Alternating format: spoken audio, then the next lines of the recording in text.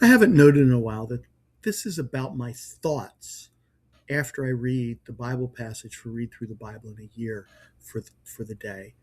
And sometimes that will be things I learned about being faithful to God from the passage, or things that touched me in the passage about my belief, or just thoughts that the passage inspired in me, whether it's about the historical perspective or other things going on. So, Psalm 38 is a cry to God from David when he was feeling depressed. Perhaps he was also suffering physical illness.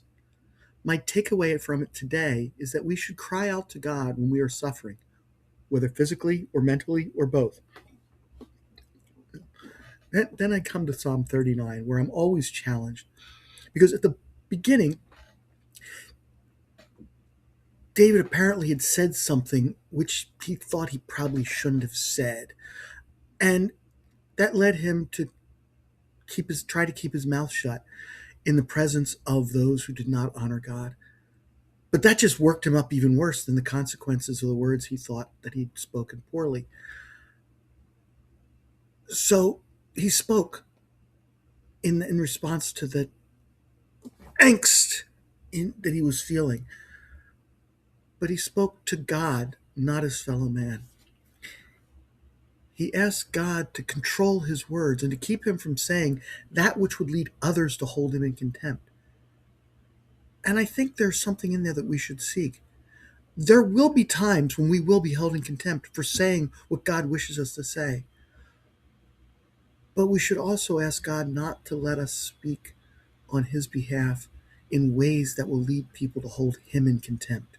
There are times when we respond angrily to circumstances and say things that we shouldn't, and we should seek God to control that. And here's Agnes coming to join my comments. To, yeah. Anyway, so Psalm 39 there, David spoke about keeping his mouth shut in order not to say the wrong thing. Then in Psalm 40, he says that he did not keep silent because he needed to speak. He spoke about God's faithfulness and salvation in front of everyone. I think this is one of those combinations which teach us something important. We should keep our mouths shut when we may say something which degrades and brings down others. However, we should open our mouths and speak about God's salvation when we have the opportunity, when it's the time, when God speaks to us.